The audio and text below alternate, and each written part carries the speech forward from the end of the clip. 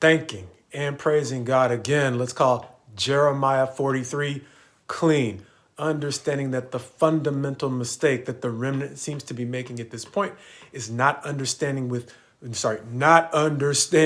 what God is trying to accomplish at this point in Israel's history, the history of their rebuilding, not understanding the way in which going to Egypt actually defeats the purpose of the cleansing he has brought to Judah, meaning they're running back to the very things God was trying to cleanse them of in the first place. In this chapter that starts out in the first 7 verses, saying that the insolent men say to Jeremiah, "You're lying." The thing that caught me most off guard about these insolent men is they include Johanan, as we've already seen him start to sophomore slump, a term we've used recently from his recent successes, warning Gedaliah accurately about the plot against him. And then after Gedaliah didn't listen, being too trusting of Ishmael, Johanan actually led the recovery of those who were about to be carted off into Ammonite captivity. Now he's showing us the reason that David, even in the middle of his hot streaks, stayed close to God and constantly sought his guidance as to when to go in battle and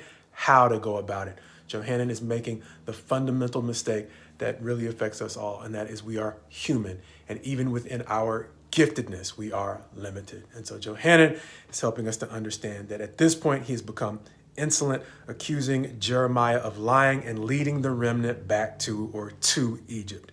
Verses 8 through 13 showing the response from God as the word of the Lord comes to Jeremiah, an object lesson.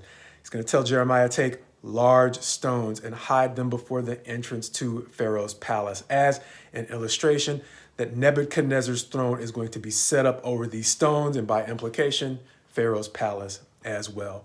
Understanding that pestilence, captivity, and the sword are going to be the 3 types of consequence that God is going to bring on the remnant that has sought refuge in Egypt. He's going to say he is going to burn the temples of the gods of Egypt. And at the end of verse 12, he shall clean the land of Egypt as a shepherd cleans his cloak of vermin, and he shall go away from there in peace. Reminding me of the passage that warns, fear of man is a trap or a snare. Here, quite possibly illustrated by the way in which the leaders of the remnant became so fixated on the protection they could find in Egypt that they neglected to remember that Egypt's protection was going to come on Egypt's terms, and they were a nation devoted to false gods. Understanding that even though we might not, as we often say, bow down to idols, the cord that connects to our same dilemma or similar dilemma today is the concept of lies or false narratives. Understanding that seeking the protection of people basically empowers them over you, and it puts you in the awkward position of having to accept their narrative on life, whether or not it's true.